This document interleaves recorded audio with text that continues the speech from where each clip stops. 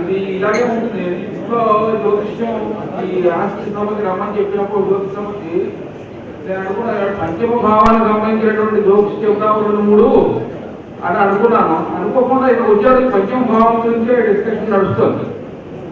ఎందుకంటే ముఖ్యంగా జ్యోతిష్యం చెప్పేవాడికి కూడా పంచమ భావం బాగుంటేదని చెప్పలేడు. ఎందుకంటే ఓ జ్యోతిష్కుడు ఏం చెప్పాడంటే బాబు నీకు బుధాదిత్య ఉంది అని చెప్పాడు. చెప్పిన తర్వాత వాడు 10 ఏళ్ల తర్వాత ఆ చెప్పించుకున్నవాడు వచ్చి ఏం చెప్పారండి నాకు బుధాదిత్యం ఉన్నారు, ఏమీ లేదు, నాకు షుగర్ వచ్చేసింది, గోధుమన్నం పెసరపప్పు వచ్చి తినమంటున్నారు, నన్ను ఏం చేయను అన్నాడు. మరి అదే రా బుధాదిత్యం అంటే గోధుమలు రవి, పెసరపప్పు బుధుడు, ఈ 2 నువ్వు జీవితాంతం తినమని చెప్పి యోగము అని చెప్పాడు. అంటే ఇది ఎందుకు చెప్తున్నానంటే జ్యోతిషం చెప్పేవాడికి అన్వయం చేయగలిగేటటువంటి లక్షణం కూడా ఉన్నది. తర్వాత పంచమ భావంలో సంతానం ఉంది. ఈ సంతానం యొక్క ప్రవర్తన మళ్ళీ నవమ భావంతో కూడా లింక్ అయి ఉంటుంది. అంటే తండ్రి యొక్క బాధ్యత కూడా ఉంటుంది. ఓ కుర్రాడు ఓ జామ చెట్టు ఎక్కి జామకాయలు కోస్తున్నాడు పక్కదొడ్లో. కోస్తుంటే ఆ ఇంటి వాడు వచ్చి పట్టుకున్నాడు. ఏమిరా బుద్ధి లేదా, మీ నాన్న ఈ కాలనీకి కౌన్సిలరు, నువ్వు జామకాయలు దొంగతనం చేస్తావా అని అన్నాడు. అంటే బాబు నన్ను వదిలేయండి, క్షమించండి, వదిలేయడం కాదు, మీకు ఈ సెల్లెట్టి మీ నాన్నని పిలు ఎక్కడున్నాడో వాడు ఎదురుకుండా పెట్టి నేను కొత్త తీసేస్తాను అన్నాడు. అంటే వీడు అన్నాడు మా నాన్నని పిలవకండి, మా నాన్న రాలేడు అన్నాడు. అదే మీ నాన్న ఊళ్ళో లేడా అన్నాడు. కాదండి మా నాన్న ఆ బొమ్మ మీద ఉన్నాడు అన్నాడు. అంటే ఈ పంచమ భావానికి తండ్రి కూడా సరిగా ఉండాలి. వాడు జామకాయలు ఈరోజు నువ్వు చెట్టు నేను చెట్టుకోతా ఉన్నాడు. అలాగే ఈ పంచమ భావానికి సంబంధించినటువంటి ఒక జోక్ చెప్తాను. ఓ కుర్రవాడు ఓ 8వ క్లాసులో ఉన్నటువంటి కుర్రవాడు సిగరెట్ కాల్చుతూ ఉన్నాడు. టీచర్ వచ్చి వాడిని పట్టుకున్నాడు.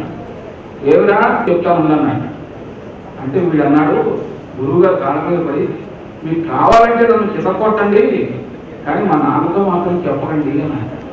అంటే అప్పుడు అన్నాడు ఒరే నాన్న అంటే అంత భయం ఉన్నవాడివి సిగరెట్ ఎందుకు కాల్చుతున్నావురా అంటే వాడు అంటాడు కుర్రాడు మా నాన్న నన్ను కొడతాడని కాదండి, నేను సిగరెట్ కాల్చుతున్నాను తెలిస్తే నా సిగరెట్ కూడా మా నాన్న కొట్టేస్తాడన్నా.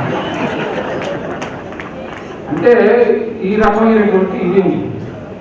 తర్వాత మీకు ఇంకొక విషయం చెప్తాను, ఎక్కువసేపు మాట్లాడుతుంటారు. ఈ పంచమ భావంలో ప్రతి విషయాన్ని దానికి అన్వయించి చెప్పగలిగేటటువంటి తెలివితేటలు అందులోనే ఉంటాయి. ఓ స్వామీజీకి ఈ మధ్య స్వామీజీలు కూడా చాలా మంది ఎక్కువయ్యారు, పూర్వంగా లేరు.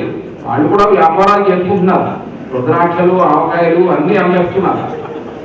ఓ స్వామీజీకి ఆవకాయ అమ్మాయి అని ఆలోచన వచ్చింది. అంటే భక్తులు వస్తుంటారు కదా, త్వరగా అమ్మకం అయిపోతుంది. అయితే దానికి నాలాంటి వాడిని అడిగాడు. అంటే మన సుబ్రహ్మణ్యం గారు లాంటి వాడిని అడిగి చెప్పరు కదా, నాలాంటి వాడు అయితే చెప్తాడు ఇలా కాదండి ఇది ఇలా చేస్తే బాగుంటుంది, మీరు ఆవకాయ మీద ఒక పెద్ద ఈ ఒక ప్రింట్ చేసి పేపర్ మీద మీ ఫోటో మీ గడ్డంతో మీరు తీయాలా అంటున్నట్టుగా ఆ ఫోటో పెట్టి దానికి నవగ్రహ ఆవకాయ అని పేరు. సరే మా వాడు పెట్టాడు. మరి పెట్టగానే దాన్ని ప్రమోట్ చేయడం అలాగా. సరే ఖాళీగా ఉన్నా అంటే ఫలానా జయల నరసింహ గారు ఉన్నారు, వాళ్ళని పిలవండి, వారు మీ ఆవకాయకి వారు మార్కెటింగ్ చేస్తారు అన్నారు. సరే నన్ను తీసుకొచ్చారు. బాబు మీరు ఇలా కాదు, బాగా పట్టు పంచి లాంచి ఇవన్నీ వేసుకుని తలపొక బాగా ఒక వేషం ఉండాలి ఏదో ఒకటి. సరే వచ్చి ఒక భక్తుడు వస్తాడు, ఇదంతా అరేంజ్మెంట్. ఆ భక్తుడు వచ్చి గురువుగారు నమస్కారం, మొన్న ఇచ్చినటువంటి ఆవకాయ నాకు ఇస్తే నా ఒంటికి దద్దుర్లుగా రాసుకుంటే తగ్గిపోయింది, మీరు ఒక సీత నాకు ఆవకాయ ఇప్పించాలి అని అనేటప్పటికీ భక్తుల్లో ఒక ఆలోచన వచ్చేస్తుంది. అది బాబోయ్ దద్దుర్లకి ఆవకాయ తగ్గడం ఏంటి, అమ్మ బాబోయ్ అని చెప్పి ఇంకొకడు వచ్చాడు. గురువుగారు మీరు ఎలాగైనా నాకు ఒక సీత ఆవకాయ ఇప్పించాలి, నా ఒంట్లో ఉన్న వేడంతా తగ్గిపోయింది ఆవకాయ తింటే. అంటే ఆవకాయ తింటే వేడి తెచ్చుకోవడం ఏంటి నా తలకాయ అది జనంలో ఒక రకమైన ఆలోచన వచ్చింది. అప్పుడు శ్రీ గురువుగారు ఈ ఆవకాయ గురించి జనాల భక్తులకి అర్థమయ్యేలా చెప్పండి గురువుగారు, నవగ్రహ ఆవకాయ ఏంటో ఆవకాయలో నవగ్రహం ఉందో దేవుడు తెలియదు, అసలు భోజనంలో ఆకు కూడా వాస్తు ప్రకారం వేసుకోవాలి, కంకానికి కూడా, కంకానికి నైవేద్య మూల ఎడకబెట్ట ఎత్తుగా పెట్టి ఈ కంకానికి దక్షిణ వైపు కూరలు అలాంటివి పెట్టుకోవాలి. తర్వాత ఆగ్నేయంలో ఆవకాయ వేసుకోవాలి, ఎర్రగా ఉంటుంది. ఈశాన్యంలో పులుసు సాంబారు అలాంటివి వేసుకోవాలి అని చెప్పుకొచ్చి ఈ ఆవకాయలో నవగ్రహాలు ఎలా ఉన్నాయి అన్నది భక్తులందరికీ తెలియజేస్తున్నాడు ఆయన. భక్తులారా, మా గురువు గారు పెట్టినటువంటి ఆవకాయ మామూలైనటువంటి ఆవకాయ కాదు. 11 రోజులు వారు ఉపవాసం ఉండి కేవలం ఇడ్లీ మాత్రమే తిని ఈ ఆవకాయని వారు తయారు చేశారు. అందులో 9 గ్రహాలు ఉన్నాయి. ఎందుకంటే ఆవకాయ ఎర్రగా ఉంటుంది కనుక అది సూర్యుడికి చిహ్నము. ఆవకాయ తింటే తేజం, ఎంతో తేజస్సుతో ఉంటుంది.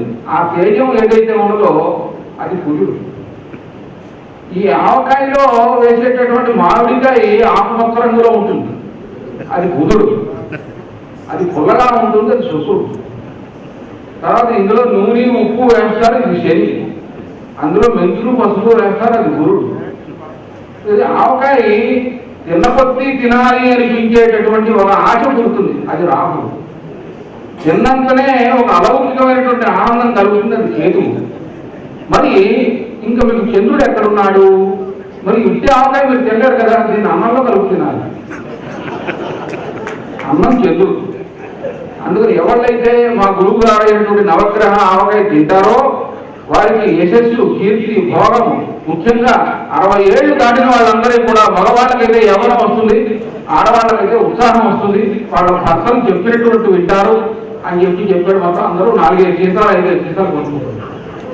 అంటే ఇదంతా ఎందుకంటే పంచమభావంలో కూడా వ్యాపారం తిరుగుతాడు, ఇవన్నీ ఉంటుంటాయి.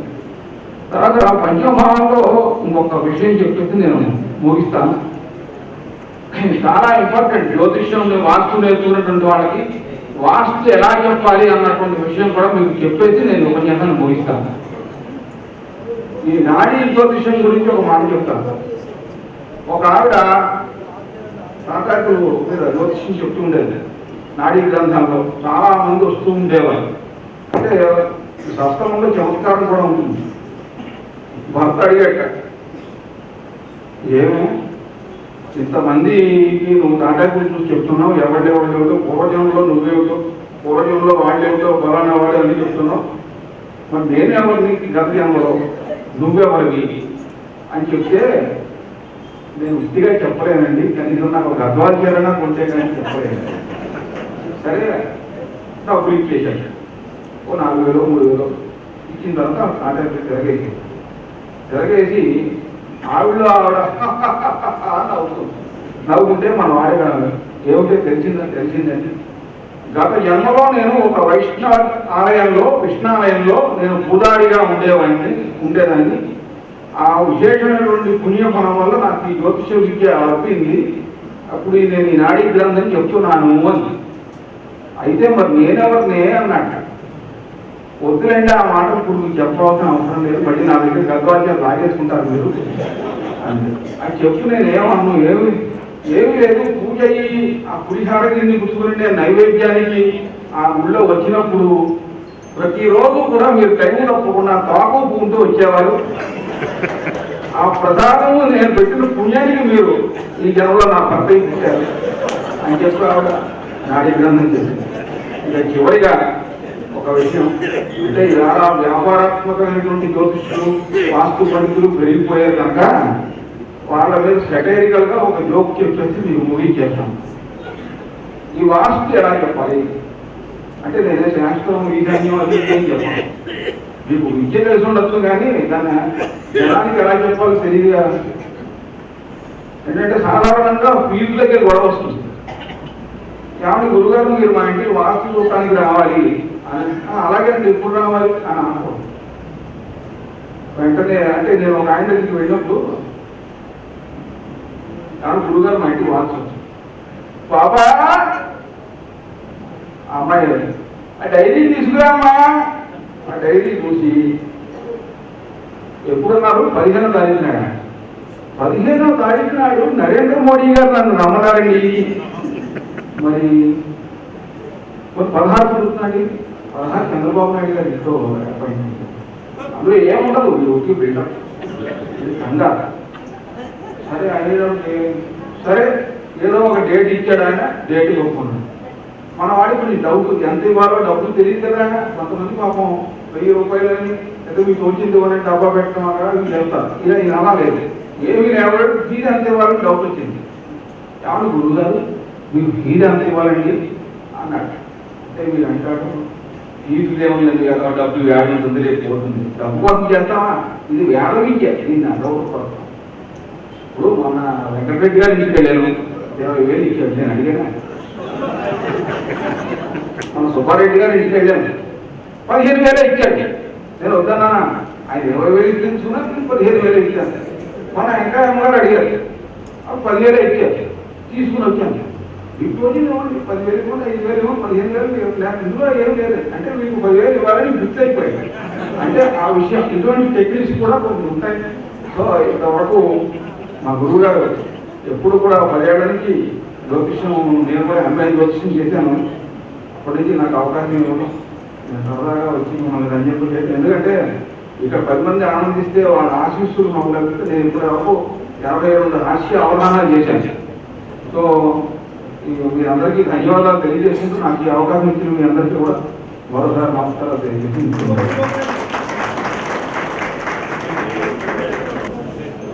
జ్ఞానానందమయం దేవం నిర్మల పుస్తికాకృతి ఆధారం సర్వ విద్యానాం ఐశ్వర్యం వస్తుంది. వేదిక మీద ఉన్నటువంటి ఆచార్య శ్రీ మిగిలిన పెద్దలు, వేదిక కొంచెం వెనక భాగంలో ఉన్నటువంటి జ్యోతిష పండితులు, సభలో ఉన్నటువంటి జ్ఞానకనులు, జ్యోతిష విద్యావేత్తలైనటువంటి విద్యార్థులకి, మిగిలిన అందరికీ కూడా హృదయపూర్వక నమస్కారాలు. ఈరోజు 5 నిమిషాల ప్రసంగంలో 3 విషయాలు ప్రస్తావించాలనుకుంటున్నానండి. 1 ఆలోచన, 2 ఆరోగ్యం, 3 ఆనందం. ఈ 3 కూడా ప్రత్యక్షంగా పంచమ భావానికి సంబంధించినటువంటి ఆలోచన అన్నిటికీ మూలం, మనందరికీ తెలిసిన విషయం. ప్రతినిత్యం కూడాను మనం భగవంతుడి ఆరాధన చేసేటప్పుడు ధియోయోన ప్రచోదయ, ఎవరైతే మా బుద్ధిని ప్రేరేపిస్తున్నారో అలాంటి భగవంతునికి మనం ధ్యానం చేస్తూ ఉంటాము. కాబట్టి భగవంతుడు మన యొక్క ఆలోచనల్ని కలిగించేటువంటి శక్తి అనేటువంటి మనం తెలుసుకుంటాం.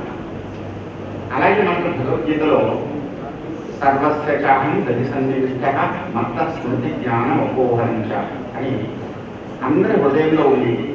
వాళ్ళకి స్మృతిని, జ్ఞానాన్ని, అపోహ అంటే భ్రమని కూడా కలిగించేటువంటి కారణం, మూల కారణం భగవంతుడు అనేటువంటి విషయం మనకు తెలుసు. కాబట్టి మన ఆలోచనలకి ఆధారం,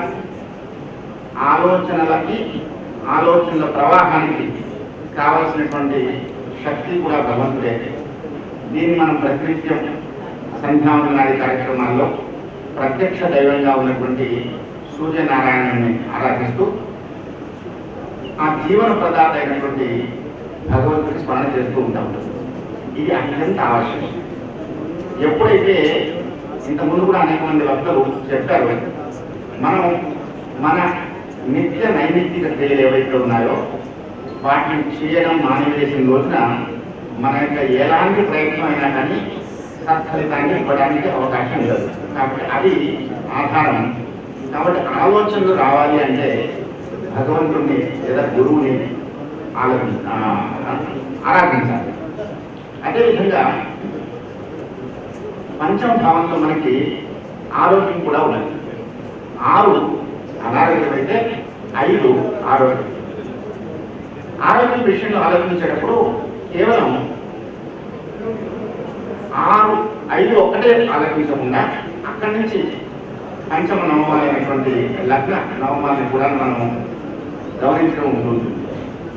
ఆరోగ్యం ఎప్పుడైతే బాగా ఉంటుందో ఆరోగ్యం వల్ల మన ఆయుష్ కూడా అభివృద్ధి అవుతుంది. కాబట్టి కృష్ణమూర్తి పద్ధతిలో ప్రముఖంగా లాంగివిటీని ఆలోచించేటప్పుడు మనం 1, 5, 9 భావాన్ని ప్రత్యేక పరిశీలన చేస్తూ ఈ భావాల దృష్టి ఉండి పరస్పరం సంబంధం కలిగి ఉన్నట్లయితే కనుక ఆరోగ్యం ఎక్కువగా ఉంటుంది, అలాగే ఆయుష్ కూడా దీర్ఘంగా ఉంటుంది అనే విషయాన్ని మనం చెప్తూ ఉంటాం. మనకు తెలుసు ఇంకా కూడాను ఆకడ కృష్ణమూర్తి గారు మళ్ళీ ఒకసారి చెప్పారు మనకి ఆరోగ్యానికి సూర్యుడికి ఉన్నటువంటి సంబంధాన్ని. Vital energy or vital power in our body and mental system through sun will get. కాబట్టి సూర్యోపాసన అనేది ఏదైతే ఉన్నదో అది మనకి ఆరోగ్యానికి కూడా సాధనం. సూర్య నమస్కారాలు చేయడం అనేటువంటి మనకి అంటే వ్యాయామ పరంగాను అదేవిధంగా ఆరాధనా పద్ధతిలోనూ మనకు ఉపయోగపడుతుంది. ఏవైతే సూర్య నమస్కారాలు చేసిన సందర్భంలో మనం మంత్రాలను ఏవైతే ఉచ్చరిస్తామో వాటి వల్ల కూడా మన శరీరంలో ఉండేటువంటి అనేకమైనటువంటి నాడీ కేంద్రాలు ఉద్దీపన చెంది మనకి ఆరోగ్యాన్ని ఇవ్వడానికి వాటి యొక్క అంటే సహకారాన్ని మనం కలిగిస్తుంటాయి. కాబట్టి అది ఒకటి ఆలోచన. దాంతో పాటు ఉపాసన చేయాలి అనేటువంటిది కూడా ఈ 5వ భావం మనకి చెప్తూ ఉంటుంది. అనేకమైన విషయాలు ఉన్నాయి. వాస్తవంగా చెప్పాలంటే 5వ భావాన్ని ఈరోజు మనకి చర్చనీయాంశంగా తీసుకోవడం ద్వారా మనకి అత్యంత అద్భుతమైనటువంటి అవకాశాన్ని కలిగించారు జ్యోతిర్వాస్తు సంస్థ ఎవరైతే నిర్వాహకులు ఉన్నారో. అన్ని భావాలు ప్రధానం, కానీ అన్ని భావాలకి ఆధారం ఆలోచన అలాంటిది 5వ భావంలో ఉన్నది. కాబట్టి అన్నిటికీ ఆధారం 5 అనేటువంటిది మనం ఆలోచించినట్లయితే పంచమాధిపతి పంచమ స్థితి ఉన్నటువంటి గ్రహం, వాటి యొక్క ఆ రాశి పంచమ భావం పడినటువంటి రాశి, వీటి ద్వారా ప్రతి ఒక్క వ్యక్తి ఎవరిని ఉపాసించాలి అనేటువంటిది మనం కొంత గమనించవచ్చు. అదేవిధంగా సామాన్యంగా అంటే ఎలాంటి జాతక పరిశీలన చేయకుండా ప్రతి ఒక్కరూ చేయదగినటువంటి ఉపాసన ఏది అంటే ఒకటి ప్రత్యక్ష దైవం సూర్యనారాయణ ఉపాసన, రెండవది సర్వదేవాత్మకమైనటువంటి గోమాత సేవ. ఆవుని ఆరాధించడం అనేటువంటిది ఈ మధ్య మనం దాదాపు వదిలేసాం. బహుశా అనేకమైన అనర్థాలకు మనకు ప్రత్యక్షంగాను పరోక్షంగాను గోచరించేటువంటివి వైయక్తిక జీవితంలో సామాజిక జీవితంలో కనపడేటువంటి అన్ని అనర్థాలకి కారణం మనం ఈ 2 ఉపాసనని కొంత నెగ్లెక్ట్ చేయడం వల్ల అని అనిపిస్తున్నాం. మనకు తెలుసు దిలీప్ మహారాజు యొక్క కథ. అందులో ఇంద్రుడితో ఒక కార్య నిమిత్తం వెళ్ళి అమరావతిని తిరిగి వచ్చేటప్పుడు అక్కడ ఉన్నటువంటి కామధేనువుని చూసి కూడాను పని తొందరలో ఉపేక్షించి రావడం వల్ల అతనికి సంతానం కలగలేదు. తర్వాత గురువు గారు అయినటువంటి వశిష్ఠుల వారి సలహా ప్రకారం వశిష్ఠాశ్రమంలో ఉన్నటువంటి నంది దేవుని సపత్నికంగా 28 రోజులు సేవ చేయడం వల్ల వారికి మళ్ళీ రఘు మహారాజు అనేటువంటి మంచి సంతానం కలిగిందనే విషయం మనకు తెలుసు. ఇది కేవలం దిలీపుడికి మాత్రమే కాదుమా, సంతానాపేక్ష ఉన్నటువంటి సంతానం విషయంలో ఎలాంటి ఇబ్బంది ఉన్న ప్రతి ఒక్కరికి కూడాను గురువు గారి సలహా గో పూజ లేదా గో సేవన అనేటువంటిది మనకి చాలా అంటే ప్రయోజనకారిగా ఉంటుంది. ఇంకో విధంగా ఆలోచించాలంటే మనం ఈ పంచమ భావంలో కారణాన్ని, కార్యాన్ని, అనుభవాన్ని మూడింటిని కూడా చూడవచ్చు. ఒక వ్యక్తి సుఖంగా ఉండాలి అనుకుంటే మామూలుగా మనం ఏమనుకుంటాము, బాగా డబ్బు సంపాదిస్తే వ్యక్తి సుఖంగా ఉండవచ్చు అనుకుంటాం. ఎంత సంపాదించాం, ఎలాగా సంపాదించాం అనే దానివల్ల సుఖం వస్తుందో రాదో నాకు తెలియదు. కానీ ఎంత మనం దానం చేశాం, ఏ విధంగా ఎక్కడ ఎవరికి దానం చేశాం అనేటువంటి దాన్ని బట్టి మాత్రం తప్పనిసరిగా వ్యక్తికి సుఖము, తదనుగుణమైనటువంటి ఆనందం రెండు కూడా కలుగుతాయి. కాబట్టి దానం అనేటువంటిది వాస్తవంగా అది ఇవ్వడం కాదు, తీసుకోవడం. ఈ విషయం తెలియని వాళ్ళు ఈ పంచభావంలో దానం అనేది ఉంది అని తెలుసుకోక అంటుంటారు కదా, పుణ్యం కొద్ది పురుషుడు, దానం కొద్ది పిల్లలు. ఆ పిల్లలు రాకపోవడానికి కారణం ఏంటంటే మనం దానం చేయకపోవడం. కాబట్టి ఇందులో కారణం ఉన్నది, అలాగే ఏమి చేయాలి అనేది కూడాను పంచమ భావనలో ఉంది. కాబట్టి ఈ విషయాన్ని మనం దృష్టిలో పెట్టుకోవాలి. అంతేకాకుండా మన గురువు గారు ఆచార్య శ్రీలు గారు చెప్తుంటారు ఎప్పుడు కూడా ఆనందం ఆనందం అనేటువంటిది ఇంద్రియాతీతమైనటువంటి అనుభూతి, ఒక పాజిటివ్ ఫీలింగ్. ఇది మన యొక్క సహజమైన స్థితి. మామూలుగా మన కర్మ విషయంలో వస్తే ప్రారంభము, సంచితము, ఆగామి అనేటువంటి 3 వాచకాలు మనం చూస్తుంటాం. కర్మ విషయంలో అనేక జన్మల చేత మనం కూడబెట్టుకున్నాం ధనం ఏదైతే ఉందో అది సంచితం ఉంటుంటే, ఈ జన్మలో అనుభవించడానికి ఏదైతే ఇయర్ మార్క్ చేయబడిందో అలొకేటెడ్ ఫర్ దిస్ బర్త్ అది మనకి ప్రారంభం అవుతుంది. అయితే వ్యక్తి సాధన చేసేటప్పుడు, ఆత్మానుభూతిని పొందేటప్పుడు, ఉపాసన ద్వారా ఆధ్యాత్మిక ఉన్నతిని పొందేటప్పుడు ఎప్పుడైతే ఈ దైహికమైనటువంటి వలయాన్ని ఛేదించుకొని కొంత ఆధ్యాత్మిక స్థాయిలో ఆలోచించడం, వ్యవహరించడం ప్రారంభం చేసినప్పుడు అప్పుడు కూడాను లోక సంగ్రహణం కోసం భగవంతుడు చేసినట్టుగా కొన్ని పనులు చేస్తూ ఉండాల్సి ఉంటుంది. చాలామంది మహానుభావులు వాళ్ళకి దానివల్ల ప్రత్యేకమైన ప్రయోజనం లేకపోయినప్పటికీ కూడాను లోకోపకారం గురించి పని చేస్తూ ఉంటారు. అలాంటి వాళ్ళ వెడలకు కూడాను, ఎందుకంటే జనులు జ్ఞానులు ఉన్నారు, అజ్ఞానులు ఉన్నారు కాబట్టి నిందా స్తుతి 2 చేస్తూ ఉంటారు. ఆ విధంగా నిందా స్తుతి మూలకంగాను మిగిలినటువంటి వేరే వ్యవహారాల వల్ల కూడా వాళ్ళ ఆగామి కర్మ ఏదైతే ఉందో జ్ఞానులయ్యి వాళ్ళు స్వయంగా దాని యొక్క బాధ అనుభవించకపోయినప్పటికీ కర్మ ఆ విధంగా తొలగిపోతూ ఉంటుంది. అలాంటి కర్మ తొలగిపోవడానికి కూడాను మనం చేసుకున్నటువంటి సాధన లేదా ఉపాసన మళ్ళీ పంచమ భావంలోనే మనకు కనపడుతుంది. కాబట్టి ఈ విషయాన్ని, పంచమ భావంలో ఉన్న విషయాన్ని దృష్టిలో పెట్టుకొని మనం జ్యోతిషపరంగా ఏదైతే ప్రాక్టీస్ అంటుంటామో ఆ ప్రాక్టీస్ చేసేటప్పుడు కూడా భగవంతుడు మన లోపల బయట కూడా మంత్రంలోనూ అలాగే నారాయణ సూక్తంలో చెప్పడం జరుగుతుంది కదా, మన లోపలని నాభి పైన జ్ఞాన ఎత్తున సప్రమ శివ సహస్రేంద్ర స్వక్షర పరమస్వరాట్ అని భగవంతుడు యొక్క స్థితి ఉంది ఇక్కడ.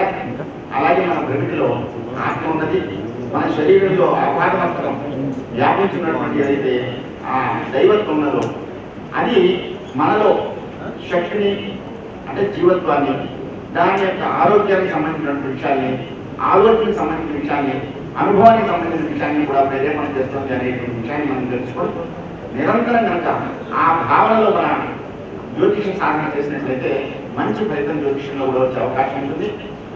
ప్రముఖంగా 5వ భావానికి సంబంధించిన గ్రహాలని దృష్టిలో పెట్టుకొని వాటి స్థితి అనుసరించి మనం కనుక మన సాధన చేసినట్లయితే మనకి శ్రేయస్సు పొందేటువంటి అవకాశం, మన ద్వారా ఎవరైతే జ్యోతిష సలహాన్ని పొందుతారో వాళ్ళకి కూడా శ్రేయస్సు కలిగేటువంటి అవకాశం, మనం ఈ జ్యోతిష సాధనని ఆనంద స్థితిలో అనుభవించేటువంటి అవకాశం మనకు ఉంటుంది. కాబట్టి అలాంటి ప్రయత్నం చేయాలి అని ఈ వేదిక ద్వారా ఇంకొకసారి మనకి మనం స్మరించుకుందాం అనే ఉద్దేశంతో ఈ అవకాశం ఇచ్చిన పెద్దలకి నమస్కారం.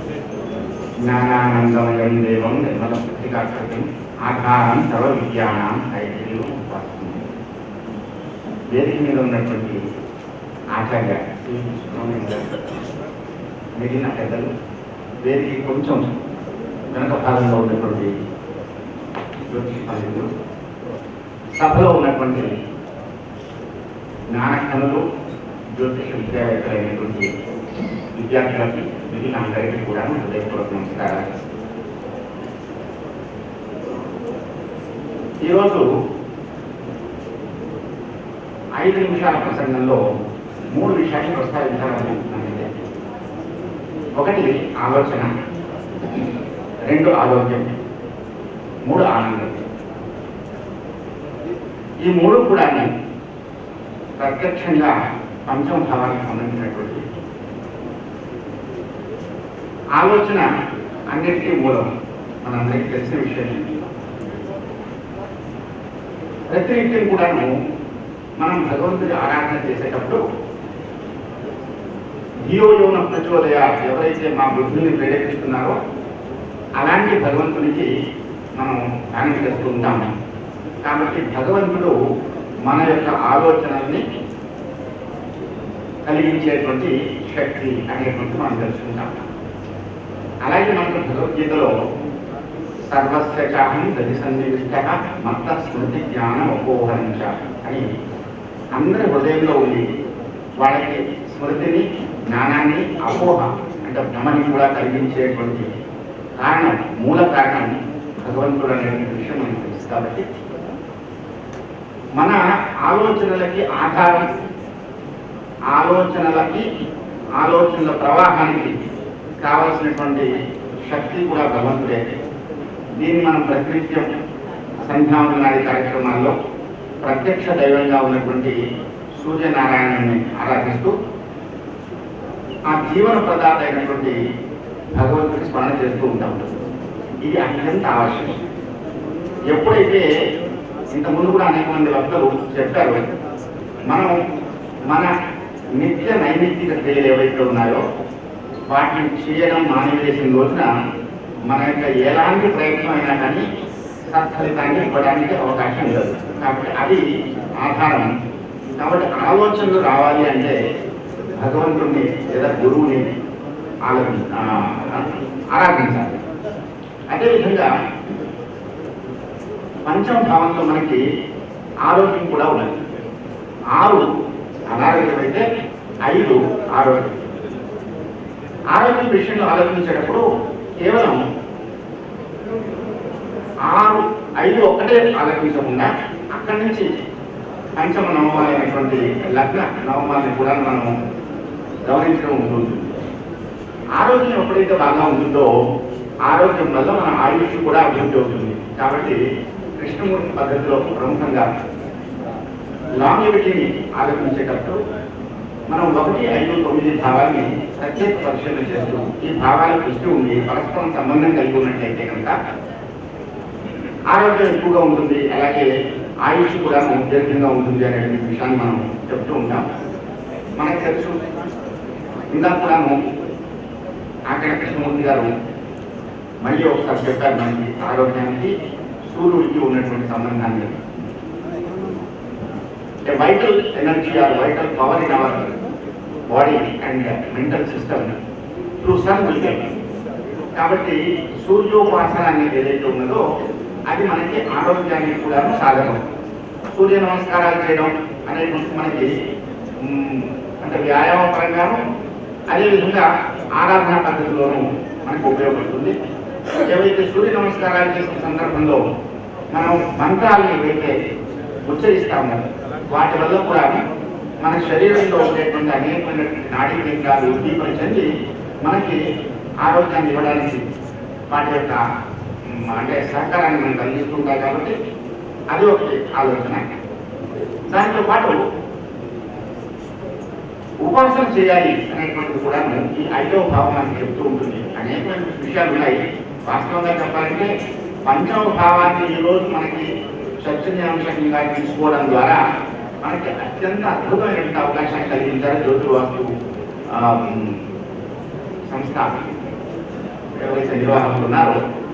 అన్ని భావాలు ప్రధానం, కానీ అన్ని భావాలకి ఆధారం ఆలోచన అలాంటిది 5వ భావంలో ఉన్నది. కాబట్టి అన్నిటికీ ఆధారం 5 అనేటువంటిది మనం ఆలోచించినట్లయితే పంచమాధిపతి, పంచమ స్థితి ఉన్నటువంటి గ్రహం, వాటి యొక్క ఆ రాశి, పంచమ భావం పడినటువంటి రాశి, వీటి ద్వారా ప్రతి ఒక్క వ్యక్తి ఎవరిని ఉపాసించాలి అనేటువంటిది మనం కొంత గమనించవచ్చు. అదేవిధంగా సామాన్యంగా అంటే ఎలాంటి జాతక పరిశీలన చేయకుండా ప్రతి ఒక్కరూ చేయదగినటువంటి ఉపాసన ఏది అంటే ఒకటి ప్రత్యక్ష దైవమైన సూర్యనారాయణ ఉపాసన, రెండవది సర్వదేవాత్మకమైనటువంటి గోమాత సేవ. ఆవుని ఆరాధించడం అనేటువంటిది ఈ మధ్య మనం దాదాపు వదిలేసాం.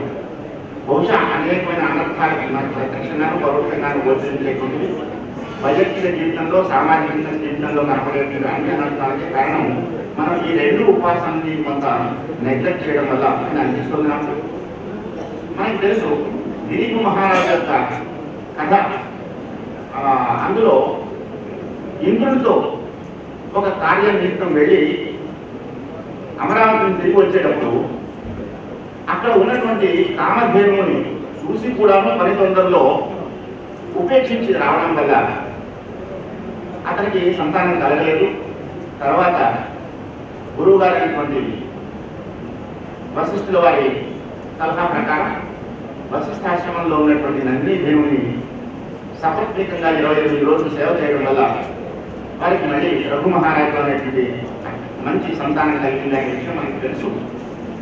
ఇది కేవలం దిలీపుడికి మాత్రమే కాదుమా, సంతానాపేక్ష ఉన్నటువంటి సంతానం విషయంలో ఎలాంటి ఇబ్బంది ఉన్న ప్రతి ఒక్కరికి కూడాను గురువు గారి సలహా గోపూజ లేదా గోసేవన అనేటువంటిది మనకి చాలా అంటే ప్రయోజనకారిగా ఉంటుంది. ఇంకో విధంగా ఆలోచించాలంటే మనం ఈ పంచమ భావంలో కారణాన్ని, కార్యాన్ని, అనుభవాన్ని మూడింటిని కూడా చూడవచ్చు. ఒక వ్యక్తి సుఖంగా ఉండాలి అనుకుంటే మామూలుగా మనం ఏమనుకుంటాము, బాగా డబ్బు సంపాదిస్తే వ్యక్తి సుఖంగా ఉండవచ్చు అనుకుంటాము. ఎంత సంపాదించాం, ఎలాగా సంపాదించాం అనే దానివల్ల సుఖం వస్తుందో రాదో నాకు తెలియదు. కానీ ఎంత మనం దానం చేశాం, ఏ విధంగా ఎక్కడ ఎవరికి దానం చేశాం అనేటువంటి దాన్ని బట్టి మాత్రం తప్పనిసరిగా వ్యక్తికి సుఖము, తదనుగుణమైనటువంటి ఆనందం రెండు కూడా కలుగుతాయి. కాబట్టి దానం అనేటువంటిది వాస్తవంగా అది ఇవ్వడం కాదు, తీసుకోవడం. ఈ విషయం తెలియని వాళ్ళు ఈ పంచభావంలో దానం అనేది ఉంది అని తెలుసుకోక అంటుంటారు కదా, పుణ్యం కొద్ది పురుషుడు, దానం కొద్ది పిల్లలు. ఆ పిల్లలు రాకపోవడానికి కారణం ఏంటంటే మనం దానం చేయకపోవడం. కాబట్టి ఇందులో కారణం ఉన్నది, అలాగే ఏం చేయాలి అనేది కూడాను పంచమ భావనలో ఉంది. కాబట్టి ఈ విషయాన్ని మనం దృష్టిలో పెట్టుకోవాలి. అంతేకాకుండా మన గురువు గారు ఆచార్య శ్రీలు గారు చెప్తుంటారు ఎప్పుడు కూడా, ఆనందం అనేటువంటిది ఇంద్రియాతీతమైనటువంటి అనుభూతి, ఒక పాజిటివ్ ఫీలింగ్. ఇది మన యొక్క సహజమైన స్థితి. మామూలుగా మన కర్మ విషయంలో వస్తే ప్రారంభము, సంచితము, ఆగామి అనేటువంటి 3 వాచకాలు మనం చూస్తుంటాం. కర్మ విషయంలో అనేక జన్మల చేత మనం కూడబెట్టుకున్నాం ధనం ఏదైతే ఉందో అది సంచితం అనుకుంటే, ఈ జన్మలో అనుభవించడానికి ఏదైతే ఇయర్ మార్క్ చేయబడిందో అలొకేటెడ్ ఫర్ దిస్ బర్త్, అది మనకి ప్రారంభం అవుతుంది. అయితే వ్యక్తి సాధన చేసేటప్పుడు, ఆత్మానుభూతిని పొందేటప్పుడు, ఉపాసన ద్వారా ఆధ్యాత్మిక ఉన్నతిని పొందేటప్పుడు, ఎప్పుడైతే ఈ దైహికమైనటువంటి వలయాన్ని ఛేదించుకొని కొంత ఆధ్యాత్మిక స్థాయిలో ఆలోచించడం, వ్యవహరించడం ప్రారంభం చేసినప్పుడు, అప్పుడు కూడాను లోక సంగ్రహణం కోసం భగవంతుడు చేసినట్టుగా కొన్ని పనులు చేస్తూ ఉండాల్సి ఉంటుంది. చాలామంది మహానుభావులు వాళ్ళకి దానివల్ల ప్రత్యేకమైన ప్రయోజనం లేకపోయినప్పటికీ కూడాను లోకోపకారం గురించి పని చేస్తూ ఉంటారు. అలాంటి వాళ్ళ వెడలకు కూడాను, ఎందుకంటే జనులు జ్ఞానులు ఉన్నారు, అజ్ఞానులు ఉన్నారు కాబట్టి నిందా స్తుతి రెండు చేస్తూ ఉంటారు. ఆ విధంగా నిందా స్తుతి మూలకంగాను మిగిలినటువంటి వేరే వ్యవహారాల వల్ల కూడా వాళ్ళ ఆగామి కర్మ ఏదైతే ఉందో జ్ఞానులయ్యి వాళ్ళు స్వయంగా దాని యొక్క బాధ అనుభవించకపోయినప్పటికీ కర్మ ఆ విధంగా తొలగిపోతూ ఉంటుంది. అలాంటి కర్మ తొలగిపోవడానికి కూడాను మనం చేసుకున్నటువంటి సాధన లేదా ఉపాసన మళ్ళీ పంచమ భావంలోనే మనకు కనపడుతుంది. కాబట్టి ఈ విషయాన్ని, పంచమ భావంలో ఉన్న విషయాన్ని దృష్టిలో పెట్టుకొని మనం జ్యోతిషపరంగా ఏదైతే ప్రాక్టీస్ అంటుంటామో ఆ ప్రాక్టీస్ చేసేటప్పుడు కూడా భగవంతుడు మన లోపల బయట కూడా మంత్రపుష్పంలోనూ అలాగే నారాయణ సూక్తంలో చెప్పడం జరుగుతుంది కదా, మన లోపలని నాభి పైన జ్ఞాన ఎత్తున సబ్రహ్మ సశివ సహస్రేంద్ర స్వక్ష పరమస్వరాట భగవంతుడు యొక్క స్థితి ఉంది ఇక్కడ. అలాగే మన ప్రకృతిలో ఆత్మ ఉన్నది, మన శరీరంలో అపాదమస్తకం వ్యాపించినటువంటి ఏదైతే ఆ దైవత్వం ఉన్నదో అది మనలో శక్తిని, అంటే జీవత్వాన్ని, దాని యొక్క ఆరోగ్యానికి సంబంధించినటువంటి విషయాన్ని, ఆలోచనకు సంబంధించిన విషయాన్ని, అనుభవానికి సంబంధించిన విషయాన్ని కూడా ప్రేరేపణ చేస్తుంది అనేటువంటి విషయాన్ని మనం తెలుసుకొని నిరంతరం కనుక ఆ భావనలో మన జ్యోతిష సాధన చేసినట్లయితే మంచి ఫలితం జ్యోతిషంలో కూడా వచ్చే అవకాశం ఉంటుంది. ప్రముఖంగా 5వ భావానికి సంబంధించిన గ్రహాలని దృష్టిలో పెట్టుకొని వాటి స్థితి అనుసరించి మనం కనుక మన సాధన చేసినట్లయితే మనకి శ్రేయస్సు పొందేటువంటి అవకాశం, మన ద్వారా ఎవరైతే జ్యోతిష్ సలహాన్ని పొందుతారో వాళ్ళకి కూడా శ్రేయస్సు కలిగేటువంటి అవకాశం, మనం ఈ జ్యోతిష సాధనని ఆనంద స్థితిలో అనుభవించేటువంటి అవకాశం మనకు ఉంటుంది. కాబట్టి అలాంటి ప్రయత్నం చేయాలి అని ఈ వేదిక ద్వారా ఇంకొకసారి మనకి మనం స్మరించుకుందాం అనే ఉద్దేశంతో ఈ అవకాశం ఇచ్చిన పెద్దలకి నమస్కారం.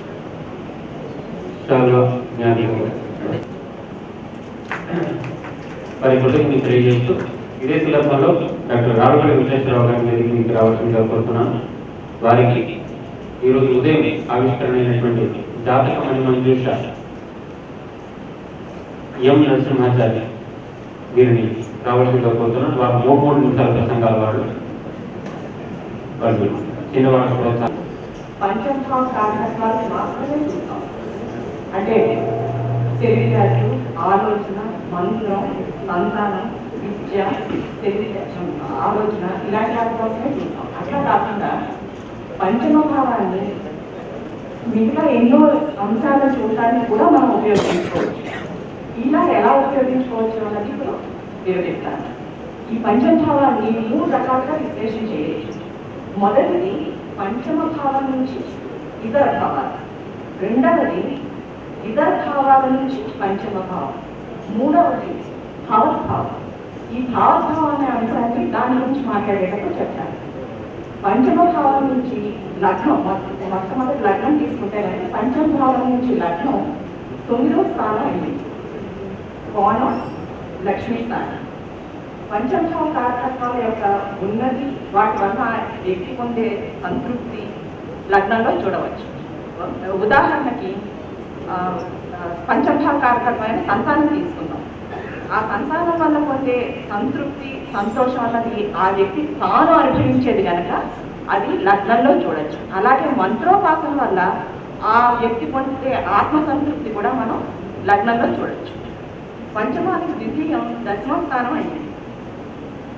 కర్మస్థానం, సంతానం యొక్క ఉద్యోగ విషయాలు, తన ఆలోచనతో ఆ జాతర ఆచరించే కర్మలు ఈ ద్వితీయంలో చూడొచ్చు. అలాగే పంచమానికి తృతీయం లాభభావం అయ్యింది. ఉపచయం, సంతానం, వారి యొక్క పురోగతి, లాభం, అలాగే ఆ వ్యక్తి మంత్రోపాసనతో పొందే ఆధ్యాత్మిక అభివృద్ధి, విద్యాభివృద్ధి తెలుస్తుంది. పంచమానికి చతుర్థం జయభావం అయింది. పంచమ భావ కారకత్వాలు వ్యయాన్ని, నష్టాన్ని సూచిస్తుంది. అంతేకాకుండా సంతానం విదేశాల్లో స్థిరపడే అవకాశాలు కూడా ఇందులో మనం చూడవచ్చు. షష్టం పంచమానికి ద్వితీయమైంది. సంతానం యొక్క నిర్వహణం, కుటుంబం, అలాగే మార్గం కూడా చెప్తుంది. పంచమానికి సప్తమం తృతీయ భావం అయింది. సంతానానికి సమాజంలో లభించే సహకారం, పనులు చేయడంలో వారి యొక్క చొరవ, అలాగే కాకుండా వారి యొక్క రచనా పాఠవత్వం కూడా మనం ఈ భావంలో చూడవచ్చు. సప్తమ భావం గురించి చెప్పేటప్పుడు ఒక విషయం ముఖ్యంగా చూడాలి. మనం మగవారి జాతకాలు చూసేటప్పుడు పంచమం ప్రథమ సంతానాన్ని సూచిస్తే, సప్తమం ద్వితీయ సంతానాన్ని సూచిస్తుంది, నవమం తృతీయ సంతానాన్ని. అదే ఆడవాళ్ళ జాతకాలు చూసేటప్పుడు నవమం ప్రథమ సంతానాన్ని సూచిస్తే, ద్వితీయ సంతానాన్ని ఏమో సప్తమం సూచిస్తుంది, పంచమం తృతీయ సంతానాన్ని సూచిస్తుంది. ఇలా ఇద్దరికీ కూడా సప్తమం మాత్రం ద్వితీయ సంతానాన్నే సూచిస్తుంది. పంచమానికి అష్టమం చతుర్థ భావం అయ్యింది. సంతానం యొక్క స్థిరత్వం, వారి ఆస్తిపాస్తులు, వారి యొక్క శ్రమరహిత ధనం మనం అష్టమంలో చూడొచ్చు. పంచమానికి నవమం పంచమభావం అయ్యింది, అంటే భావద్భావం అయింది. సంతానం, మంత్రోపాసన, ఇలా పంచమభావ కారకత్వాల వల్ల పొందే సంతృప్తి, ఆనందం నవమం చెప్తుంది. పంచమానికి దశమం షష్టమైంది. సంతానం యొక్క శత్రు, రోగ, రుణాల గురించి దశమం తెలుపుతుంది. పంచమానికి లాభం సప్తమం అయ్యింది. సంతానం యొక్క వివాహ విషయం, జీవిత భాగస్వామ్యం, వ్యాపార భాగస్వామ్యం, విదేశీ యానం, ఇలాంటివన్నీ కూడా మనకి సప్తమంగా కనిపిస్తుంది. ఇక్కడ లాభం తృతీయానికి పంచమం భావద్భావం అయింది.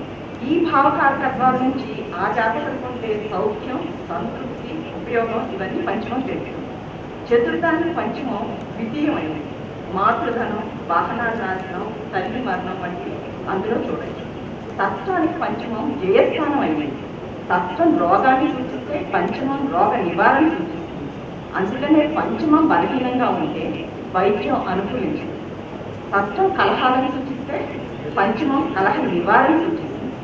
సప్తమానికి పంచమం లాభస్థానం అయింది, ఉపచయం.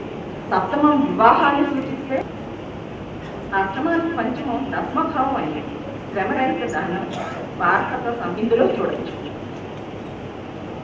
నవమానికి పంచమం భావోద్భావం అయ్యింది, ఆధ్యాత్మిక ధార్మిక కార్యాల వలన ఆ జాతకు పొందే సూక్ష్మ సుఖాన్ని పంచమం చెబుతుంది.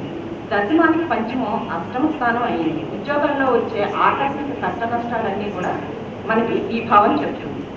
లాభానికి పంచమం సప్తమగరి వర్గం యొక్క వైవాహిక జీవితం లాంటివి ఇందులో చూడవచ్చు. లాభానికి మారకం పంచమం అవుతుందండి, అంటే ఐహిక లాభానికి మారకం పంచమం. వ్యయానికి పంచమం షష్ఠం. విదేశాల్లో జాతకం ఎదుర్కోబోయే శత్రు రోగ రుణాల గురించి, నిద్రా సంబంధిత అనారోగ్యాల గురించి, అలాగే ఆసుపత్రి కోసం చేసే రుణాల ఖర్చుల కోసం చేసే రుణాల గురించి చెప్తున్నాం. ఇక భావోద్భావం గురించి మూడో రకం విశ్లేషణ. ఒక భావానికి ఆ భావం నుంచి అన్నో భావం భావోద్భావం అవుతుంది. ఉదాహరణకి పంచమ భావం నుంచి పంచమం అంటే నవమ భావం పంచమానికి భావోద్భావం అవుతుంది.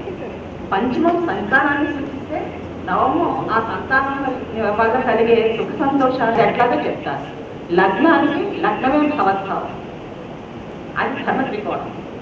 ద్వితీయానికి తృతీయం భావోద్భావం, తృతీయానికి పంచమం భావోద్భావం ధర్మ త్రికోణం. తృతీయానికి అంతిమ భావోద్భావం మాత్రం ధర్మ త్రికోణ భావమే అవుతుంది. ఇలా 12 భావాలకి కూడా జాతక చక్రంలో ఈ జీవితంలో ప్రతి అడుగుకి కూడా పరమార్థం ధర్మమే అని మనకు తెలుసుకోవాలండి. ఇప్పుడు యూట్యూబ్ వారికి ఇటీవల వారు చేస్తున్నటువంటి పరిశోధనలు, వారు టీవీలో చెప్పినటువంటి మాటల వల్ల ఫలితాలు పొందుతున్నటువంటి వారి యొక్క ఆనందం వారికి తట్టుకోలేకుండా చాలా సంతృప్తిగా ఉన్నారు. చాలా కొత్త కొత్త విషయాలు పురాణాల్లో ఉన్నాయంటే వాటి పంచమం అయింది. ఇప్పుడు ఈ 3 భావాలకి పంచమానికి గల సంబంధం పరిశీలిద్దాం. ద్వితీయానికి భావోద్భావం తృతీయం అయింది. ఈ కుటుంబ వ్యవస్థ యొక్క పరమార్థం ధార్మిక జీవితం, ధర్మపరమైన వంశాభివృద్ధి.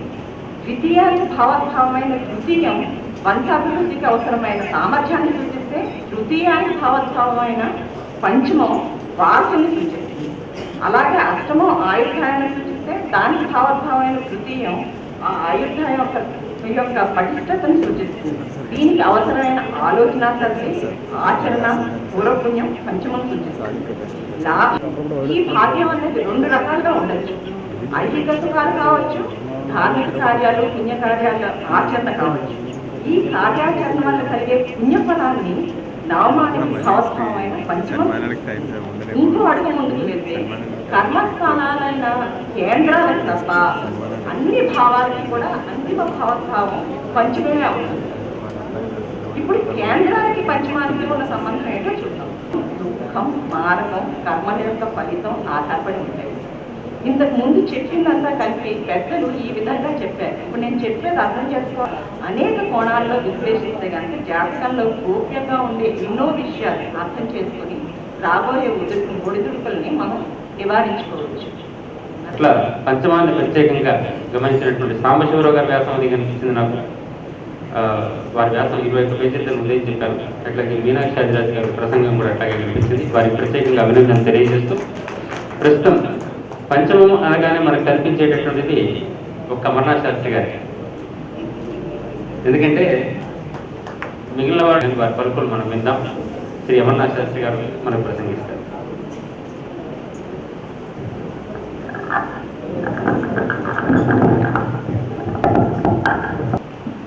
నిర్వహించడం చాలా నేర్చుకోవాల్సింది.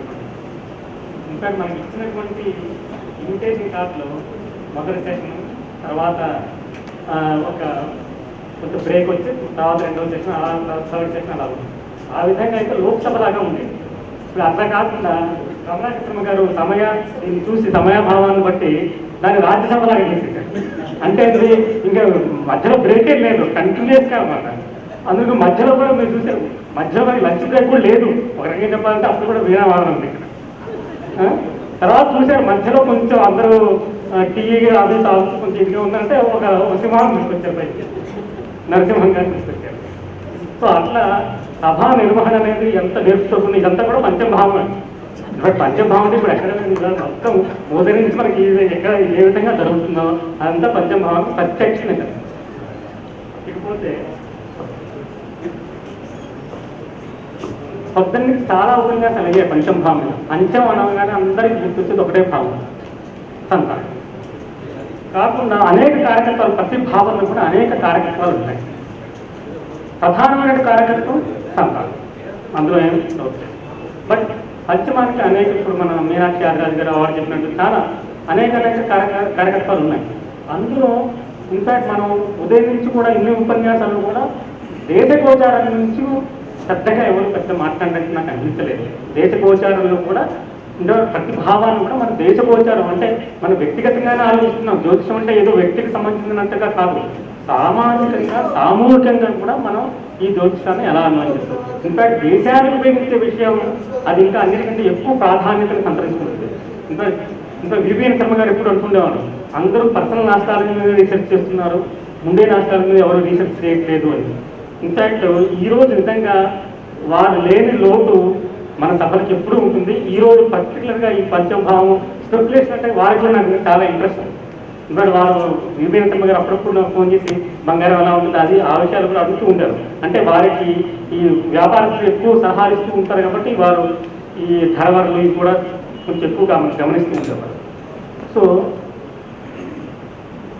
ఈ కోణంలో మనం చూసినట్టయితే ముండే ఆస్ట్రాలజీలో పంచమ భావాన్ని మనం ఎక్కువ సమయం లేదవుతుంది, అందుకని ఈ విధంగా చెప్పుకుంటూ పోతే చాలా టైం అవుతుంది. కానీ చాలా క్లుప్తంగా వీలైనంత తక్కువగా ముగించాలని ట్రై చేస్తాం. ఈ పంచమ భావంలో ముండే రాష్ట్రాలకి సంబంధించినటువంటి పంచమ భావం చూసినట్టయితే అందులో మనకి మన ఆర్టికల్ 250 పేజీలో ఉంది. చాలా మంది దగ్గర కామనేసి ఉండే ఉంటాయి. సో 250లో అందులో దాన్ని మొత్తం రిపీట్ చేయను, కొన్ని ఇంపార్టెంట్ పాయింట్స్ని ఎంఫసైజ్ చేయడానికి ట్రై చేస్తాం. సో మామూలుగా మనకి వ్యత్యాసం అంటే సంతానం, పూర్వపుణ్యం, ముఖ్యంగా నేను చెప్పబోయేది స్పెక్యులేషన్. తర్వాత దేశ గోచారానికి సంబంధించినటువంటిది అయితే national pressures, enjoyments, entertainment, film industry కూడా దీంట్లోకి వస్తుంది, స్పోర్ట్స్. ఇన్ఫాక్ట్ సచిన్ టెండూల్కర్ జాతకంలో పొద్దున ఎవరు అనుకున్నారు, ఆ టెండూల్కర్ జాతకంలో చూస్తే పంచం చాలా స్ట్రాంగ్గా ఉండాలా, అది లేనిది ఆయన అంత పెద్ద స్పోర్ట్స్ మెన్ కాదు. తర్వాత స్పోర్ట్స్, రేసింగ్, లాటరీస్ ఇవన్నీ కూడా పంచమ భావం కిందనే వస్తాయి. తర్వాత దేశ గోచారంలో ఎప్పుడు కూడా న్యాచురల్ బెనిఫిట్స్ చాలా ఇంపార్టెంట్. మన వ్యక్తి జాతకంలో అంటే లగ్నం తీసుకుంటాం కాబట్టి మనకి పాపగ్రహాలు కూడా శుభులు కావచ్చు. కానీ దేశ గోచారానికి సంబంధించిన విషయాల వరకు మాత్రం పాపగ్రహాలు శుభగ్రహాలు. అందుకని న్యాచురల్ బెనిఫిట్స్ అనేది చాలా ఇంపార్టెంట్ అసలు ముండే రాష్ట్రాలు. తర్వాత ఇప్పుడు మనకి ఒక మాసానికి చక్రం వేసుకున్నప్పుడు అంటే ఏంటి, అమావాస్య కానీ అలా చక్రం వేసుకున్నప్పుడు మనకి రవిచంద్రుడు ఏదో ఒక రాశిలో పడతారు. తర్వాత లగ్నం వేరే రాశిలో పడతారు. లగ్నం అదే రాశి ఉండాల్సిన లగ్నం వేరే రాశి. ఈ రవిచంద్రుడు ఉంటున్నటువంటి స్థానం కనుక పంచమ స్థానం అయితే ఆ నెలలో ఈ పంచమ భావానికి సంబంధించినటువంటి విషయాలు ఎక్కువ వెలుగులోకి వస్తాయి. అంటే దీని నుంచి మనం గమనించాల్సిన పాయింట్ ఏంటంటే మన రుణేషన్ అనేది అంటే రవిచంద్రులు కలిసి ఏ భావంలో ఉంటారన్నది ఇంపార్టెంట్. ఆ భావానికి సంబంధించినటువంటి విషయాలు ఆ నెలలో కానీ ఆ సంవత్సరంలో కానీ మనం ఏ పీరియడ్కి అయితే మనం జాతకం వేసుకుంటున్నాం ఆ సమయంలో అవి ఎక్కువ వెలుగులోకి వస్తాయి. సపోజ్ లగ్నంలోనే పడింది అనుకోండి, లగ్నానికి సంబంధించిన విషయాలు అంటే రవిచంద్రులు లగ్నంలోనే ఉంటాయి, ద్వితీయంలో ఉన్నప్పుడు ద్వితీయ సంబంధించిన విషయాలు. సో పంచమంలో కనుక ఉంటే ఆ పంచమానికి సంబంధించిన విషయాలు ఎక్కువ ప్రస్తుతంగా ఆ పీరియడ్లో వెలుగులో. Fifth house, lunation falling in the fifth house will activate the matters of fifth house and bring them to the forefront. When well aspected, ఇక్కడ ఏంటంటే దానికి ఆ పంచమ భావానికి మంచి ఆస్పెక్ట్స్ ఉన్నాయా అంటే అది మంచి గ్రహాలు ఉంటాం, మంచి ఆస్పెక్ట్స్ ఉంటే ఆ భావం బాగా పరిపుష్టిస్తుంది.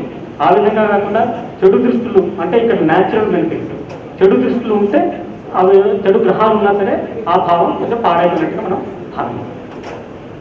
ఇకపోతే పర్సనల్ ఆస్ట్రాలజీలో కనుక వచ్చినట్టయితే మనం అమంగ్ సో మెనీ అదర్ కార్యకల్పాస్ రిలేషన్ కూడా ఒక కార్యకల్పం.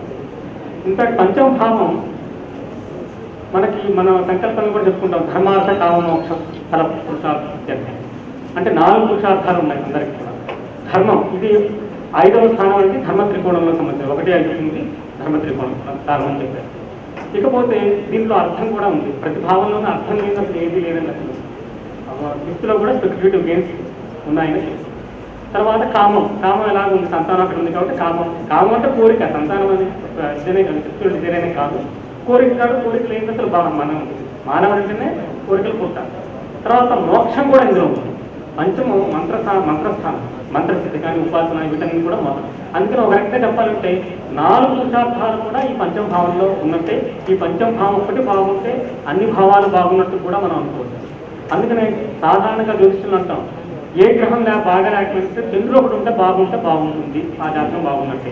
ఎందుకంటే చంద్రుడు ఆలోచనకి మనస్సుకి సంకేతం కాబట్టి ఒక్క చంద్రుడు బాగుంటే కూడా అన్ని గ్రహాలు వేరే గ్రహాలు సరిగా లేకపోయినా సరే ఈ పరిపుష్టం అవుతుంది. అదేవిధంగా భావాలు కూడా ఈ వేరే భావాలు కొంత దెబ్బతిన్నా సరే పంచమ భావం బాగుంటే ఆ జాతకం బాగుంటుందని కూడా మనం చెప్తాం. ఇకపోతే స్పెక్యులేషన్ విషయానికి కనుక వస్తే, స్పెక్యులేషన్ ఒక పర్సన్కి ఇంట్రెస్ట్ ఉంటుందా లేదా? స్పెక్యులేషన్ అంటే ఏంటి? ఒక రిస్క్ తీసుకున్నటువంటి ఒక యాటిట్యూడ్ అనమాట. రిస్క్ తీసుకున్నటువంటి యాటిట్యూడ్ అంటే స్పెక్యులేషన్ అంటే ఏంటి? స్టాక్ మార్కెట్ అంటాం. స్టాక్ మార్కెట్లో ప్రధానంగా 3 క్వాలిటీస్ ఉంటాయి. ఒకటేంటి? Stock market is very dynamic. ప్రతి నిమిషం కూడా రేటు పెరుగుతూనే ఉంటుంది, ఎప్పుడు డల్గా ఉంటుంది. There is no dull movement in the market. అదేవిధంగా స్టాక్ మార్కెట్ ఈజ్ వెరీ ఒక ఎక్సైటింగ్ అనమాట, ఎప్పుడు కూడా ఒక ఉత్సాహంగా ఉంటుంది. అది ఎందుకంటే there lot of uncertainties there in stock market. ఈ రోజు ధర పెరుగుతుంది, ధర తగ్గుతుంది ముందుగా ఖచ్చితంగా ఎవ్వరూ చెప్పలేదు. ఎంత ఆస్ట్రాలజీ మీరు ఎన్ని పిహెచ్డీ చేసినా ఈ రోజు పెరుగుతుందని 100% ఎవరూ చెప్పలేదు. ఎందుకంటే that is there are so many factors involve. ఇది ప్రత్యక్షంగా అనుభవపూర్వక. So uncertainty is the only certainty in stock market. తర్వాత it is highly rewarding. Why it is rewarding? Because it is risk ఎక్కడ ఉంటుందో అక్కడ రివార్డ్ కాదు. ప్రిన్సిపల్ ఏంటంటే ఇన్వెస్ట్మెంట్స్లో lower the risk lower the return, higher the risk higher return. Higher risk ఉంది కాబట్టి uncertainty ఉంది కాబట్టి మార్కెట్ అనేది జనరల్గా మార్కెట్లో ఉన్నవాళ్ళు తెలుస్తుంది హైలీ ఇంట్రెస్ట్. ఇక్కడ వ్యక్తి జాతకంలో స్పెక్యులేషన్ మీద ఇంట్రెస్ట్ ఉంటుందా లేదా అని తెలుసుకోవడానికి పంచమ భావం చూస్తుంది. పంచమ భావంలో సపోజ్ ఇప్పుడు మనకి ఈ హౌస్ క్లాసిఫికేషన్ వస్తే ఒక మూవబుల్, ఫిక్స్, కామన్ అంటాం. అదేవిధంగా 5D, 8D, 8D, వాటర్ ఇటువంటి క్లాసిఫికేషన్స్ మనకు ఉన్నాయి క్లాస్లో. మూవబుల్ సైన్ కనుక 5th హౌస్ కనుక మూవబుల్ సైన్లో పడితే వాళ్ళకి ఎక్కువ ఇంట్రెస్ట్. అంటే మూవబుల్ అంటే for example a movable sign అన్న 5th house denote quickness of execution. అంటే వాళ్ళు చెరరాశి, పేరులో నుండి చెరరాశి మూవబుల్ సైన్ అంటే ఇది ఒక ఎగ్జిక్యూషన్ వాళ్ళు చాలా క్విక్ ఎగ్జిక్యూషన్ ఉంటుంది. తర్వాత డెసిషన్ మేకింగ్ కూడా వాళ్ళకి చాలా క్విక్గా ఉంటుంది, చాలా నాన్సర్ అనమాట. సో ఇవన్నీ కూడా స్పెక్యులేటివ్ బెంట్ ఆఫ్ మైండ్ ఉన్న వాళ్ళకి ఇవన్నీ అవసరం. అందుకని movable sign on 5th house ఇది చాలా అంటే ఒక రకమైన దీనికి సరైనటువంటి సైన్ అనమాట. ఆ విధంగా కాకుండా ఫిక్స్డ్ సైన్ కనుక 5th హౌస్లో పడితే, 5th హౌస్ ఫిక్స్డ్ సైన్లో కనుక పడితే అది స్థిర రాశి. స్థిర రాశి అన్నప్పుడు ఏమైంది? వాళ్ళకి పెద్దగా స్పెక్యులేషన్ మీద పెద్ద ఇంట్రెస్ట్ కూడా ఉండదు. ఒకవేళ వేరే కారణాల వల్ల ఇంట్రెస్ట్ కనుక కలిగితే వాళ్ళు తొందరగానే వదాలి, ఎందుకంటే స్థిర రాశి. అదే కామన్ సైన్ అంటే విశ్వభావ రాశిలో కనుక పడితే 5th హౌస్ వాళ్ళకి కొంచెం ఇండెసిటివ్నెస్. సో ఈ విధంగా మనం మూవబుల్, ఫిక్స్డ్, కామన్ సైన్లో 5th హౌస్ ఎక్కడ పడితే వాళ్ళకి ఏ విధంగా స్పెక్యులేషన్ మీద ఇంట్రెస్ట్ ఉంటుంది అన్న విషయం చెప్తాం. ఇదే విధంగా 5D సైన్ అగ్నితత్వ రాశి కనుక పంచమ భావం కనుక అగ్నితత్వ రాశి కనుక అయితే వాళ్ళకి 5D sign rising on the first of 5th house it gives zeal, enthusiasm, energy, vigour, intellect, inspiration. అంటే ఇది 5D సైన్, మూవబుల్ సైన్ ఈ రెండు కనుక 5th హౌస్ కనుక అయితే వాళ్ళకి దే విల్ హ్యావ్ చాలా ఇనార్డినేట్ ఇంట్రెస్ట్ ఇన్ స్పెక్యులేషన్ అనమాట. అంటే ఇటువంటి ఈ కాంబినేషన్ మధ్య ఓన్లీ ఒకటే లగ్నానికి వస్తుంది, దట్ ఈస్ ధను లగ్నం వాళ్ళకి. పంచమం మేషం వస్తుంది, మూవబుల్ సైన్ 5D. ఇక వేరే ఏ లగ్నం అయితే ఈ కాంబినేషన్ మధ్య ఏం లేదు. ఇన్ఫాక్ట్ సింహలగ్నం వాళ్ళకి కూడా 5th హౌస్ మూవబుల్ సైన్ అవుతుంది, కానీ మళ్ళీ అది పైరీ సైన్ అవుతుంది కానీ అందుకని చెప్పేసి బెస్ట్ కాంబినేషన్ ఇస్ సెస్టిస్ లగ్న and Aries being 5th house. తర్వాత ఎర్తీ సైన్ కనుక అంటే వాళ్ళు కొంచెం కాషస్గా ఉంటారు. ఇంకా బిజినెస్ చేసే వాళ్ళందరూ కూడా ఎర్తీ సైన్స్ ఉండటం మంచిది. 7th house ఎర్తీ సైన్ అయి ఉండటం మంచిది. ఎందుకంటే బిజినెస్లో చాలా కాషన్ ఇంపార్టెంట్. దుడుకుదనం పనికిరాదు. స్పెక్యులేషన్ కొంచెం దుడుకుతున్న అవసరం కానీ బిజినెస్లో చాలా కాషస్గా ఉంటారు. అందుకని ఎర్తీ సైన్స్ కనుక కేర్ఫుల్నెస్, మెథాడిసిటీ, వరల్డ్లీ విజ్డమ్, ప్రాక్టికాలిటీ ఇవన్నీ కూడా ఎర్తీ సైన్ అనమాట. తర్వాత ఏరీ సైన్ వాయుతత్వ రాశి వీళ్ళకి ఏముంటుందంటే ఇంటలెక్చువాలిటీ, ఇన్ఫ్యూషన్, ఇమాజినేషన్, రిఫైన్మెంట్ ఇవన్నీ ఎర్తీ సైన్ ఏరీ సైన్ అనమాట. అదేవిధంగా వాటర్ సైన్ ఉన్న వాళ్ళకి changeability, indolence, inertia, dreamy, emotional nature ఇవన్నీ అంటే ఇది ఒక రాశి స్వభావాన్ని బట్టి మన ఈ భావం పడితే దాని ప్రకారంగా వాళ్ళ యాటిట్యూడ్ టువర్డ్స్ స్పెక్యులేషన్ అనేది ఉంటుంది. So best combination is fiery and mobile. తర్వాత ఇందులో కొన్ని కాంబినేషన్స్ ఇవ్వడం జరిగాయి, ఈ మామూలు బుక్స్లో కూడా ఉంటాయి. తర్వాత 2nd and 5th కాంబినేషన్ కలవటం, తర్వాత 1 to 5 కాంబినేషన్స్ కలవటం, 11th భావం కలవటం ఇవన్నీ కూడా జనరల్గా ఆస్ట్రాలజికల్ ప్రిన్సిపల్సే. పరాశర హోరంలో కూడా 42వ అధ్యాయంలో ఈ ధనయోగాలు ఇవన్నీ చెప్పబడ్డాయి. అక్కడ కూడా ఈ స్పెక్యులేషన్ సంబంధించినటువంటి ధనయోగాలు. తర్వాత ఇంకోటి స్పెక్యులేషన్ సంబంధించినటువంటి ధనయోగం అంటే ఒక రకంగా స్పెక్యులేషన్లో దీనిలో verification it's zero sum game. అంటే ఇది ఒకటి జేబులో డబ్బులు ఇంకోటి జేబులో పెడతాయి. అందుకని it's zero sum game, verification లేదు. వేరే ఇన్వెస్ట్మెంట్లో వెరిఫికేషన్ ఉంటుంది, స్పెక్యులేషన్లో వెరిఫికేషన్ ఉంటుంది.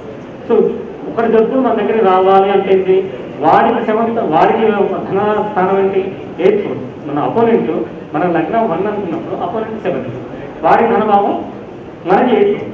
సో 8కి మన 2ndకి మన 1stకి వీటికి కనెక్షన్స్ కనుక వస్తే మనకి ధనయోగం పడుతుంది. అంటే అందుకనే 8th house ఆకస్మిక ధనలాభం అంటారు. ఆకస్మిక ధనలాభం అంటాను కారణం ఏంటంటే ఎవరి డబ్బులో మనకు వస్తుందని అర్థం. అప్పుడు మనకి అపోనెంట్ యొక్క 2nd house మనకి మన లగ్నాన్ని కానీ 2nd house కానీ కనెక్షన్ అంటాం. ఈ కనెక్షన్ ఏ విధంగా ఏర్పడుతుంది అన్నది ఉంటుంది. కంజంక్షన్ అయితే ఒక రకంగా ఉంటుంది, ట్రైన్ అయితే ఒక రకంగా ఉంటుంది, ఫేవరెట్ అంటే వెస్టర్న్ ఆస్పెక్ట్స్ కూడా తెచ్చుకున్నాం. అపోజిషన్ అయితే కొంచెం కష్టంగా డబ్బు రావడం ఈ విధంగా. సో ఈ విధంగా ఎక్కడైతే అల్టిమేట్గా పుస్తకాల్లో చదువుకొని చూసి చెప్పడం వేరే నా బట్టి వాడు చేసేది. ఎందుకంటే మా ప్రాక్టికల్ ఎక్స్పీరియన్స్ ఏమీ లేదు. పేరుకి బిగిస్ట్లు ఉన్నాయి, ఇమెయిల్ ఉన్నాయి, అన్నీ ఉన్నాయి, కానీ ప్రాక్టికల్ ఎక్స్పీరియన్స్ జీరో. సో ఏ భావం అయినా సరే బాగా అనలైజ్ చేయాలంటే ఎక్స్పీరియన్స్ అనేది ఉండాలి. ఒట్టి పుస్తకంతోటి నాలెడ్జ్ అది ఆ పుస్తక నాలెడ్జ్ లానే ఉంటుంది. ప్రాక్టికల్ ఎక్స్పీరియన్స్ అనేది ఉండాలి. ప్రాక్టికల్ ఎక్స్పీరియన్స్ నిజంగా జ్యోతిషం ప్రాక్టీస్ చేస్తున్నటువంటి వాళ్ళకి, సుబ్బయ్య గారు లాంటి వాళ్ళకి, సుబ్రహ్మణ్యం గారు లాంటి వాళ్ళకి అటువంటి వాళ్ళకి ఉంటుంది. అందుకని అందరికీ ఉండదు, అవకాశం కూడా ఉండదు. ఆ ప్రొఫెషన్లో ఉండటం కూడా అది కూడా ఉంటేనే వాళ్ళకి అవకాశం ఉంటుంది. అందుకని ఆస్థానాలు అనేవాడు ఫైనల్గా చాలా కాంబినేషన్స్. ఒక జాతకంలో ఒకటే కాంబినేషన్ ఉంది, ధనయోగం ఉంటుంది, దరిద్రయోగం ఉంటుంది. కానీ ఈ రెండింటి నెట్ ఎఫెక్ట్ ఏంటంటే ఎక్స్పీరియన్స్ ఆస్థానానికి చెప్పలేదు. సో అల్టిమేట్గా ఎక్స్పీరియన్స్ ఇస్ ఇంపార్టెంట్. ఆ ఎక్స్పీరియన్స్ జనరల్గా ఏంటంటే మనం ప్యూర్ ఆస్థానం తీసుకున్న కొంతమంది ఉండవచ్చు. బట్ అందరూ ఏదో జాబ్స్ చేసుకుంటూ ఆ ఆస్థానంలో హాబీలాగా తీసుకున్న వాళ్ళే ఎక్కువ మంది ఇక్కడ. సో వాళ్ళు ఈ ఆస్థానాన్ని వాళ్ళ వృత్తుల్లో కనుక దీన్ని అన్వయించుకోగలిగితే దాని సార్థకత కొంచెం ఎక్కువగా ఉంటుంది.